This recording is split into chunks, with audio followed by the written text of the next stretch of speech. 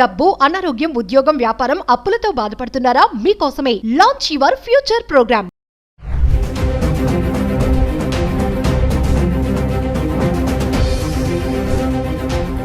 నమస్తే, welcome back to Suman TV. AC, air conditioner, ఏసీని ఎలా వాడాలి, మరి దాని యొక్క కెపాసిటీ ఎలా మెయింటైన్ చేయాలి, అసలు డబుల్ బెడ్రూమ్ ఇంట్లో ఎన్ని ఏసీలు ఉండొచ్చు, కెపాసిటీ ఎలా ఉంటుంది, ఇవన్నీ ఏంటి, ఇవెందుకు మాట్లాడుతున్నారు అనుకుంటున్నారు. రీసెంట్గా చూసుకుంటే హర్యానా, ముంబై, నోయిడాలో ఏసీ కంప్రెసర్లు పేలడము, చాలామంది చనిపోవడం మనం చూస్తున్నాము. రీసెంట్గా హైదరాబాద్లో మరి ఏసీని ఎలా వాడాలి, ఎలా వాడుతున్నారు, ఆ క్లీనింగ్ అనేది ఎలాగా, టెంపరేచర్ ఎంతలో పెట్టుకుంటున్నారు, మరి చాలా వేడిగా ఉంది ఎండాకాలం కదా అని చెప్పి 16-17లో పెడుతున్నారేమో, జాగ్రత్త. మరి ఈరోజు ఒక్కసారి ఏసీని ఎలా వాడాలి, ఎలా మెయింటైన్ చేయాలి, ఆ కెపాసిటీ ఏంటి, ఇవన్నీ కూడా మీకందరికి తెలియజేయడానికి మణికంఠ గారు ఏసీ టెక్నీషియన్ మనతో పాటు ఉన్నారు. డెమో కూడా మీకు చేసి చూపిస్తాము. వీడియో ఎక్కడ కూడా పాజ్ చేయకుండా స్టార్టింగ్ నుంచి ఎండింగ్ వరకు చూడండి.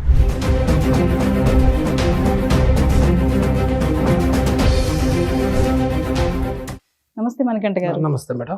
మణికంఠ గారు, ఈ మధ్య కాలంలో చూసుకుంటే ఎలక్ట్రానిక్ వస్తువులు అనేవి పేలడం అనేది మనం చూస్తూనే ఉన్నాం. మామూలుగా మొబైల్ ఛార్జర్ ఎక్కువ హీట్ అయితే పేలుతుంది అంటారు.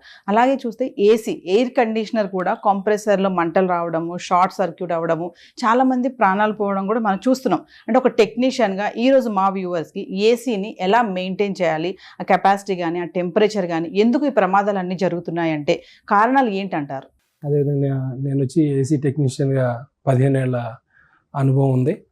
ఈ మధ్యకాలంలో ఏసీలు పేలిన సందర్భాలు కూడా నిజంగానే ఉన్నాయి. దాని నిమిత్తమే స్టూడియోకి వచ్చి చెప్పడం జరుగుతుంది. ఆల్రెడీ మీకు ఏసీ గురించి తెలిసి ఉండొచ్చు, కానీ నాకు తెలిసినంత తెలియకపోవచ్చు. కాబట్టి ఈ విషయం చెప్పదలుచుకున్నాను. ఏసీ ఏంటంటే అవుట్డోర్ యూనిట్, మేజర్గా కంప్రెసర్ ఒత్తిడికి హై టెంపరేచర్కి గురైతే కనుక కంప్రెసర్ పేలే సందర్భాలు రేర్గా అయితే ఉన్నవి. కాలిపోవడం కానీ పేలిపోవడం కానీ జరుగుతాయి అనమాట. అదేంటంటే మెయిన్గా వెంటిలేషన్, అవుట్డోర్ యూనిట్ నుంచి వచ్చే ఎయిర్, హీట్ ఎయిర్ని అడ్జస్ట్ ఫ్రీగా వెళ్ళిపోయే విధంగా, ఫ్రీగా ఉండే విధంగా అమర్చుకోవాలి. లేదనుకుంటే ఏంటంటే ఆటోమేటిక్గా ఆ హీట్ ఎయిర్ వల్ల, ఆల్రెడీ ఎండాకాలం హీట్ వల్ల ఎక్కువ హీట్ అయిపోయి హై ప్రెషర్కి లోనై గ్యాస్ పంపింగ్ ఉంటుంది అనమాట. అది కంప్రెసర్ పేలిపోయే సందర్భాలు కూడా జనరల్గా జరుగుతూ ఉంటాయి. దాన్ని బట్టి మనం అవుట్డోర్ యూనిట్ మాత్రం సేఫ్ ప్లేస్లో రూఫ్ పైన పెడితే కనుక కూడా కంప్లీట్ సూర్యరశ్మి పడే విధంగా కాకుండా కొంత షెల్టర్ లాగా పెట్టుకోవాలి. మామూలుగా చూసుకుంటే అండి, ఇప్పుడు డబుల్ బెడ్రూమ్, ట్రిపుల్ బెడ్రూమ్ ఉంటుంది కదా, ఈ మధ్యకాలంలో హాల్లో కూడా ఏసీలు పెడుతున్నారు. ప్రతి గదిలో కూడా ఏసీ పెట్టుకుంటున్నారు, హాల్లో కూడా పెడుతున్నారు. అంటే అట్లా అన్ని గదుల్లో ఏసీ పెట్టుకోవచ్చా మనము? సింగిల్ ఫేస్ మీటర్ మీద ఒక 2 ఏసీలు మాత్రమే నడుపుకోవచ్చు మేడం. అది కూడా ఒక 1 టన్ను, ఒక 1.5 నడిపించుకోవచ్చు. ఒకటేసారి 1.5 2 వేసినప్పటికీ కూడా వైరింగ్ కాలిపోయే అవకాశం ఉంది. 3 ఫేస్ కనుక అయితే కనుక హాల్లో 2 బెడ్రూమ్లో పెట్టుకోవచ్చు. సో మనకంటే ఒక్కసారి మా వ్యూవర్స్కి ఈరోజు కంప్లీట్గా ఏసీది ఎట్లా మెయింటైన్ చేయాలి, ఏంటి, అవన్నీ ఒకసారి డెమో చూద్దాం. తప్పకుండా మేడం. ఏసీ సర్వీసింగ్ చేయించుకునే విధానం ఏంటంటే, ఇది ఏంటంటే indoor unit, AC outdoor unit, indoor unit 2 రకాలుగా వస్తాయి అన్నమాట. ఈ ఫిల్టర్స్ రెగ్యులర్గా కంప్లీట్గా వాడుతున్నాము అనుకుంటే మంత్లీ ఒకసారి కంపల్సరీ క్లీన్ చేసుకోవాలి.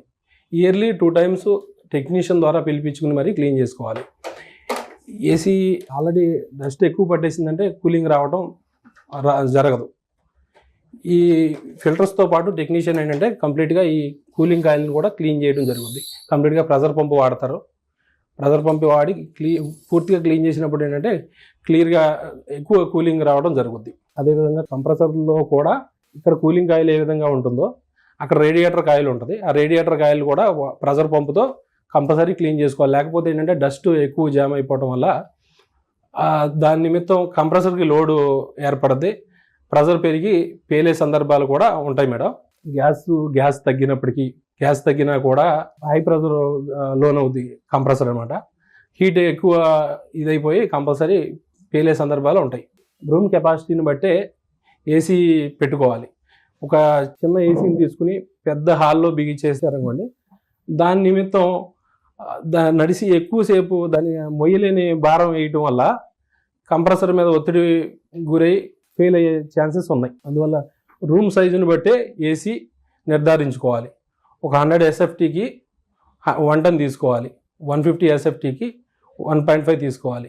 ఈ విధంగా ప్రతిదీ క్యాలిక్యులేటెడ్గా రూమ్ సైజుని బట్టే చేసుకోవాలి మేడం. మణికంఠ గారు, ఇప్పుడు షార్ట్ సర్క్యూట్ అయింది కదా మన మణికొండల అపార్ట్మెంట్ లో, అవును మేడం. ఎందుకు ఏసీ షార్ట్ సర్క్యూట్ ఎందుకు అవుతుంది అసలు?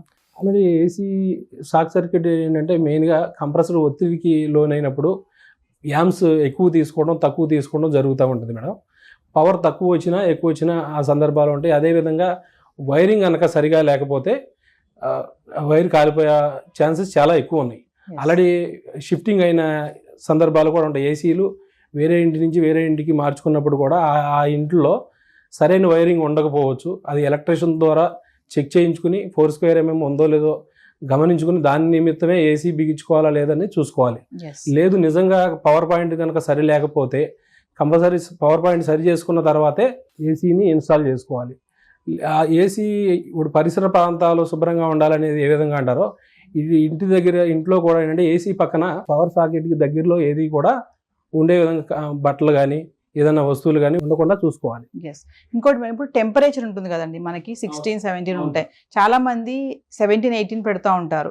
ఎంతవరకు కరెక్ట్? నైట్ అంతా ఆన్ చేసి పెడతారు ఏసీని కూడా, అది ఎంతవరకు కరెక్ట్ అంటారు? కరెక్ట్ కాదు మేడం. అది ఓన్లీ 25, 26 degreesలో ఏసీ నడిపించుకుంటే మన శరీరానికి కూడా మంచిది, ప్లస్ పవర్ సేవింగ్ ఉంటుంది. ఏసీకి ఒత్తిడికి గురవదు. ఏసీ ఆల్రెడీ మామూలు కాలంలో కూడా ఏసీ కంప్రెసర్ చాలా హీట్లో వర్క్ చేస్తుంది. అటువంటిది ఎండాకాలం వేడి పెరిగే కొద్దీ చాలా ఎక్కువ వేడితో రన్ అవ్వాల్సిన అవసరం ఉంటుంది. దాని నిమిత్తం ఏంటంటే ఏసీ కూడా మనకి ఏ విధంగా రెస్ట్ అవసరమో ఏసీ కూడా కంపల్సరీ రెస్ట్ అనేది అవసరం మేడం. మనం 25, 26 degrees ఈ రేంజ్లో మెయింటైన్ చేస్తే కనుక కంప్రెసర్ ఆన్ ఆఫ్ అవ్వడం అనేది కూలింగ్ వచ్చిన తర్వాత ఆన్ ఆఫ్ జరగడం అనేది జరుగుద్ది, రెస్ట్ దొరుకుద్ది. కానీ 18 degreesలో కనుక రన్ చేస్తే 18 degrees టెంపరేచర్ రూమ్లో రాదు, వచ్చే ఛాన్స్ అయితే సమ్మర్లో ఉండదు. కంప్రెసర్ కంటిన్యూ రన్ అవ్వడం వల్ల కంప్రెసర్ కాలిపోయే సందర్భాలు చాలా ఎక్కువ ఉన్నాయి. ఇంకా చాలా మంది ఇళ్ళలో ఏంటంటే బెడ్రూమ్లో ఏసీ వేసి హాల్లో కూర్చుంటారు. అంటే ఆ ఏసీ అంతా హాల్లోకి వస్తుంది, చల్లగా అవుతుంది అని చెప్పేసి డోర్లు తీసి పెడతా ఉంటారు. అది ఎంతవరకు కరెక్ట్? నేను కూడా చూస్తూ ఉంటాం మేడం బయటికి. నేను చాలా మంది ఇళ్లలో చూశాను. ఎందుకు ఏసీ వేశారు, డోర్ వేయాలి కదా అంటే ఏసీ ఈ రూమ్ లోకి వస్తుంది, చల్లగా అవుతుంది కదా అంతా అంటారు. మరి అది దానివల్ల ఏమైనా ప్రాబ్లమ్స్? దానివల్ల కూడా ప్రాబ్లం. మన కెపాసిటీని బట్టి, మన రూమ్ కెపాసిటీని బట్టి ఏసీ పెట్టుకోవాలి. కానీ మనం ఒక రూమ్లో పెట్టి ఇంకో రూమ్లోకి వచ్చే అంత టైం నడిపించాలంటే కంప్రెసర్ మీద ఒత్తిడి పెరుగుద్ది. ఒత్తిడి పెరిగిందంటే ఆటోమేటిక్గా వైర్స్ హార్డ్ అయిపోతాయి. కరెంట్ వైర్స్ ఏదైతే ఉన్నాయో అవి హార్డ్ అయిపోవడం, షార్ట్ సర్క్యూట్ అవ్వడం అనేది జరిగే సందర్భాలు చాలా చోట్ల ఉన్నాయి మేడం. నార్మల్గా ఎంత టెంపరేచర్లో మనం మెయింటైన్ చేయాలండి ఏసీని? 24 to 26 టెంపరేచర్ సరిపోద్ది మేడం. బాడీకి 100% 24, 26 సరిపోద్ది. ఏసీ వేసుకుని దుప్పటి కప్పుకోవాల్సిన అవసరం ఉండదు. అమ్మో, మీరు 24, 26 అంటున్నారు. చాలా మంది మరి 19, 20లో పెట్టుకుని దుప్పట్లు కప్పుకొని రగ్గులు కప్పుకొని పడుకుంటారు. పెడతారు మేడం, కానీ 18 degrees నిజంగా రాదు.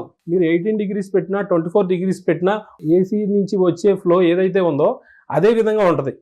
సేమ్ 18 degrees పెట్టినా 24. కానీ 18 degrees పెట్టడం వల్ల ఏంటంటే 18 degrees వచ్చే వరకు రూమ్లో వచ్చే వరకు అవుట్డోర్ యూనిట్, మన కనపడని అవుట్డోర్ యూనిట్ నడుస్తూనే ఉంటుంది. నడుస్తూ ఉండటం వల్ల ఆటోమేటిక్గా మీకు పవర్ బిల్లు ఎక్కువ అయిపోద్ది. అదేవిధంగా మనకి బాడీలో కూడా ఇబ్బందులు ఎదురవుతాయి. ఇంకా చాలా మంది ఇన్వర్టర్ తో ఏసీ పెట్టుకుంటారు, స్టెబిలైజర్ అంటారు కదండి, వీటి గురించి ఒకసారి. స్టెబిలైజర్ కంపల్సరీ కావాలి మేడం. ఇప్పుడు వచ్చేవన్నీ కూడా ఇన్వర్టర్ ఏసీలు. ఇదివరకు నాన్ ఇన్వర్టర్ ఏసీలు కొంచెం స్టాండర్డ్గా ఉండేవి, ఏం ప్రాబ్లం అంత త్వరగా ప్రాబ్లమ్స్ వచ్చేవి కాదు. ఇప్పుడు ఇన్వర్టర్ ఏసీలు అవ్వటం వల్ల ఏంటంటే డీసీ పవర్లో కంప్రెసర్ నడుస్తుంది. ఇదివరకు 220 పవర్లో కంప్రెసర్ నడిస్తే 220 పవర్లో నడిస్తే ఇప్పుడు డీసీ పవర్లో కన్వర్ట్ అయ్యి డీసీ పవర్ ద్వారా అంటే పీసీబీ మీద కంప్రెసర్ నడవడం జరుగుతుంది మేడం. పీసీబీలు ఏంటంటే సున్నితం, చాలా సున్నితం కాబట్టి పీసీబీలు కాలిపోయే సందర్భాలు చాలా ఉన్నాయి పవర్ అప్ అండ్ డౌన్ వల్ల. కంపల్సరీ స్టెబిలైజర్ అయితే రిక్వైర్డ్ ఉంటుంది మేడం, కానీ నాట్ రిక్వైర్డ్ అని రాస్తారు. అయినప్పటికీ దాని పనితనం వేరు, స్టెబిలైజర్ పనితనం వేరు మేడం. ఇన్వర్టర్ మీద ఏసీలు నడపకూడదు మేడం. ఏసీలు నడపడం వల్ల షార్ట్ సర్క్యూట్ అయ్యే ప్రమాదాలు చాలా ఉన్నాయి. స్మాల్గా రీసెంట్గా చూసుకుంటే షార్ట్ సర్క్యూట్ ఒకటి, కంప్రెసర్ పేలడం అనేది, ఏసీలు పేలడం అనేది ఇది కొంచెం వింతగానే అనిపిస్తుంది చాలా మందికి. మరొక్కసారి ఫైనల్గా మా వ్యూవర్స్ కోసం అండి, ఎంత టెంపరేచర్లో మెయింటైన్ చేయాలి, ఏంటి క్లీనింగ్ సెక్షన్, సర్వీసింగ్ ఎప్పుడెప్పుడు చేయించుకోవాలి, ఇవన్నీ ఒకసారి. సర్వీసింగ్ వచ్చి మేడం రెగ్యులర్గా వాడే విధంగా ఉంటే కనుక వాళ్ళుగా ఫిల్టర్స్ అయితే టెక్నీషియన్ వచ్చినప్పుడు చూపిస్తాడు. ఓన్లీ ఈ ఫిల్టర్స్ క్లీనింగ్ చేసి కూడా మీరు అంటే కూలింగ్ తగ్గింది అనిపిస్తే కనుక ఫిల్టర్స్ క్లీన్ చేసుకుని మీరు వాడుకోవచ్చు. అదేవిధంగా మినిమం 6 monthsకి కంపల్సరీ టెక్నీషియన్ పిలిపించి outdoor unit, indoor unit compulsory cleaning అయితే మస్ట్ అండ్ షుడ్ మేడం. ఖచ్చితంగా సర్వీసింగ్ చేయించుకోవాలి. చాలా మంది ఇంట్లో వాళ్ళే కూడా క్లీన్ చేసేసుకుంటారు కదా, మాకు తెలుసులే అనేసి. అది ఎంతవరకు కరెక్ట్ అంటారు? అంటే మేడం ఓన్లీ కొంతవరకు మాత్రమే చేయగలుగుతారు. కనీసం 6 months కాకపోతే 1 yearకి ఒక్కసారైనా కంపల్సరీ టెక్నీషియన్ పిలిపించి గ్యాస్ ఏ విధంగా ఉంది, గ్యాస్ లీకేజ్ ఏదైనా ఉందా, సర్వీసు రిక్వైర్మెంట్, అవుట్డోర్ ఎంతవరకు డస్ట్ ఉన్నదంతా తీసేయడానికి టెక్నీషియన్కి తెలుస్తుంది మేడం. వీళ్ళకి తెలియదు. అందులో పవర్ ఆపకుండా పనిచేస్తే ప్రాణాలకే ప్రమాదం రావచ్చు. మణికంఠ గారు, మామూలుగా అసలు ఏసీ కూలింగ్ ఎలా అవుతుంది? ఏం లేదు మేడం, ఏసీలో రిఫ్రిజిరెంట్ నింపడం జరుగుద్ది. గ్యాస్ R32 గ్యాస్ అనేది నింపడం జరుగుద్ది. ఆ గ్యాస్ కంప్రెసర్లో ఛార్జ్ చేయటం వల్ల కంప్రెసర్ పిస్టన్ వైండింగ్ ఉంటుంది. దాన్ని సర్క్యులేట్ చేసి ప్రెజర్తో పైపుల్లోకి నింపడం ద్వారా కూలింగ్ అనేది ఏర్పడుతుంది మేడం. అది ఇండోర్ దగ్గరికి వస్తుంది. ఆ కూలింగ్ ఇండోర్ నుంచి ఇక్కడ ఫ్యాన్ ద్వారా బయటికి రావడం జరుగుతుంది మేడం. అదేవిధంగా గ్యాస్ లీక్ ఉన్నప్పటికీ కూడా ప్రమాదాలు జరిగే అవకాశం ఉంది మేడం. ఈ గ్యాస్ కూడా కొంచెం ఫ్లేమబులే. కమింగ్ టు పవర్ కెపాసిటీ అండి, పవర్ కెపాసిటీ ఎలా ఉండాలి? ఏసీకి ఏంటంటే ఆటోమేటిక్గా కంపల్సరీ ఎంసీబీలు బిగించుకోవాల్సిన అవసరం ఉంటుంది మేడం. ఓన్లీ ప్లగ్ ఉంది, ప్లగ్లో పెట్టేసేసి ఆన్ చేసే విధంగా కాకుండా డబల్ పోల్ ఎంసీబీ ఉంటే ఏంటంటే న్యూట్రల్ కూడా కంట్రోల్ అవుతుంది. ఫేసు న్యూట్రల్ 2 కంట్రోల్ అవ్వడం వల్ల 2 ఒకటేసారి ఆన్ చేస్తారు, 2 ఒకటేసారి ఆఫ్ చేసుకుంటారు. లేదు అనుకుంటే ఆఫ్ చేసి ఉన్నప్పటికీ సింగిల్ పోల్ ఎంసీబీ అయితే కనుక ఆఫ్ చేసి ఉన్నప్పటికీ కూడా న్యూట్రల్ నుంచి కూడా పవర్ వచ్చిన సందర్భాలు ఉన్నాయి. ఆఫ్ చేసి ఉన్న ఏసీలు కూడా కాలిపోయిన సందర్భాలు కూడా ఉన్నాయి మేడం. ఎస్, మామూలుగా మణికంఠ గారు, ఇప్పుడు ఎలక్ట్రానిక్ వస్తువులు ఏమైనా కొనేటప్పుడు ఆ బ్రాండెడ్ కానీ ఇవన్నీ చూడమని చెప్తా ఉంటారు. కొంతమంది ఏంటంటే తక్కువ రేటుకి వస్తుంది కదా అని కొనేస్తారు, బ్రాండ్ చూడరు. ఏదైతే ఏముందిలే, గాలి అయితే రావాలి కదా, ఇది పని చేస్తే చాలు, మన పనికి ఇది అవసరం అవుతుందా లేదా, నాణ్యతతో మనకు పని ఏంటి, కొద్ది రోజులు వాడతాము పడేస్తామా అన్న ఆలోచనతో కూడా ఉంటారు కదా. అంటే బ్రాండ్ తీసుకోవాలి, ఎలక్ట్రానిక్ వస్తువులు ఏ పడితే కొనేయచ్చు అంటే ఒక టెక్నీషియన్గా మీరు ఏం చెప్తారు? లేదు మేడం, ఏ పడితే కొనేసుకుంటే అది చాలా ప్రాణ నష్టం దాకా తీసుకెళ్లే ఇది విధానం ఉంది. కాబట్టి ISI మార్కు ఉన్న వైర్లు కానీ ఏసీల్లో కానీ ఏదైనా బ్రాండ్ కంపల్సరీ తీసుకోవాలి మేడం. ఎందుకంటే రీసెంట్గా చూసుకుంటే మనకి నోటీసెస్ కూడా వచ్చాయి, షార్ట్ సర్క్యూట్ చాలా మంది చనిపోతున్నారు ఈ పవర్ ఫ్లక్చుయేషన్స్ వల్ల కూడా. ఇంట్లో కూడా ఒక్కొక్కసారి పవర్ ఫ్లక్చుయేట్ అవుతూ ఉంటుంది, ట్రిమ్ అయిపోతూ ఉంటుంది కదా, ఇవెందుకు ఎందుకు జరుగుతాయి అంటారు? జాయింట్స్ లేకుండా చూసుకోవాలి మేడం. ఏదైనా ఏసీ కావచ్చు, ఏదైనా మేజర్ ఐటమ్స్ ఎక్కువ జాయింట్స్ ద్వారా వైర్ని రన్ చేస్తే ఆ జాయింట్ కొన్నాళ్ళకి ఊడిపోయి షార్ట్ సర్క్యూట్ అవుతుంది మేడం. అక్కడ ఏదైనా క్లాత్ కానీ కవర్స్ కానీ ఏదైనా ఉన్నాయంటే చాలా ప్రమాదం జరిగే అవకాశం ఉంది. ఇంకా ఫైనల్గా చూసుకుంటా అండి, ఎర్తింగ్ అంటారు కదా, అంటే ఎర్తింగ్ అనేది ఉంటే ఈ షార్ట్ సర్క్యూట్ అనేవి తగ్గొచ్చు అని అంటారా? Earthing compulsory madam. ఎర్తింగ్ అనేది ప్రాపర్ కంపల్సరీ ఉండాలి ప్రతి ఇంటికి. ఏసీకి, గ్లేజర్కి, అదేవిధంగా వాషింగ్ మిషన్కి, పెద్ద పెద్ద ఐటమ్స్ అన్నిటికీ కూడా ఎర్తింగ్ కంపల్సరీ మేడం. కానీ తెలిసినా కూడా చాలా మంది ఈ ఎర్తింగ్ అనేది ప్రతి ఇళ్లలో మనం చూస్తున్నామా అంటే, మీరు చాలా హౌసెస్ విజిట్ చేస్తూ ఉంటారు టెక్నీషియన్ కాబట్టి రిపేర్ చేయడానికి వెళ్ళినప్పుడు, మరి ఎర్తింగ్ లేని ఇల్లు చాలా చూసే ఉంటారు. ఏంటంటే అవగాహన లేక అంటారా, లేకపోతే సమస్య వచ్చినప్పుడు చూసుకుందాంలే అన్న ఆలోచన అంటారా? అదే మేడం, మీరు చెప్పినట్టు సమస్య వచ్చినప్పుడు చూసుకుందాం అని అనుకుంటారు, ఇది పెద్ద సమస్య కాదు అనే విధంగా ఫీల్ అవుతారు. అందులో ఇళ్ళు మారే విధానం ఇవి ఉంటాయి కదా, అయినప్పటికీ కూడా ఎర్తింగ్ ప్రాపర్గా లేకపోతే చాలా ప్రమాదాలకు గురవుతారు, ఇబ్బంది జరిగే అవకాశం ఉంది. మణికంఠ గారు, ఇప్పుడు చాలా మంది ఏసీ ఆన్ చేశాక చాలాసేపు అయినా కూడా అది కూల్ రావట్లేదని చెప్పేసి పట్టించుకోరు, ఆ రన్నింగ్లో వదిలేస్తే అలాగే వాళ్ళ పని వాళ్ళు చేసుకుంటూ ఉంటారు. దానివల్ల కూడా ఏమన్నా ప్రాబ్లమ్స్ ఉంటాయా, ప్రమాదాలు ఏమైనా ఉంటాయంటారా? Compulsory madam. ఏసీ కూలింగ్ వచ్చినంతసేపు దానిగా బాగానే పనిచేస్తుంది. కూలింగ్ రావట్లేదు అంటే కంపల్సరీ దాన్ని స్విచ్ ఆఫ్ చేసి అదరైజ్డ్ టెక్నీషియన్ పిలిపించి చేయించుకోవాలి మేడం. ఎందుకంటే ఇండోర్ యూనిట్ అనేది లోపల ఉంటుంది, అవుట్డోర్ యూనిట్లో ఏం జరుగుతుంది అనేది ఎవరికి తెలియదు. నిజంగా అక్కడ షార్ట్ సర్క్యూట్ జరగవచ్చు, లేదు అనుకుంటే కంప్రెసర్ ఆఫ్ ఆన్ అంటే హై యాంప్స్ తీసుకుని వైర్లు ఏదన్నా కూడా కాలవచ్చు, అంటే ఏసీ కూడా చెడిపోయే సందర్భం ఉంటుంది మేడం. ఇంకా చాలా మందికి ఉన్న అలవాటు ఏంటంటే స్విచ్చెస్ ఆపరండి, అది ఏదైనా సరే. మరి ఏసీ వరకు వచ్చి మనం ఏసీ గురించి మాట్లాడుకుంటున్నాం కాబట్టి ఆన్లో ఉన్నప్పుడు స్విచ్ ఆన్ చేసి అది ఆఫ్ చేశాక స్విచ్ ఆఫ్ చేయని వాళ్ళు కూడా చాలా మంది ఉన్నారు. అది ఎంతవరకు కరెక్ట్ అంటారు? కంపల్సరీ స్విచ్ అయితే ఆఫ్ చేసుకోవాలి మేడం. కనీసం అంటే రెగ్యులర్గా రన్నింగ్ పెడుతున్నాము అంటే ఆన్ చేయకపోయినా పర్లేదు, లేదు ఈరోజు బయటికి వెళ్ళేది ఉంది కంపల్సరీ అనుకుంటే కంపల్సరీ ఆఫ్ చేసే వెళ్ళాలి. ఏసీ వాడకానికి కూడా ఒక లిమిట్ ఉంటుందా అండి, లేదంటే మార్నింగ్ టు ఈవినింగ్ వరకు ఏసీ ఆన్ చేసి ఉంచొచ్చు ఇంట్లో? కంపల్సరీ ఏసీకి రెస్ట్ అనేది ఉండాలి, కంపల్సరీ ఏసీ ఆఫ్ చేసుకోవాలి. కంప్లీట్ రన్నింగ్ గా ఆన్ లో ఉంచకూడదు, కంప్లీట్ రన్నింగ్ చేయకూడదు. థ్యాంక్ యూ మణికంఠ గారు, మంచి సమాచారం అందించారు. అండ్ ఏసీ ఎలా వాడాలి ఏంటి, మరి ప్రమాదాల నుంచి ఎలా బయటపడాలి, రీజన్స్ ఏంటి, ఎంత జాగ్రత్తలు తీసుకోవాలనేది. Thank you very much.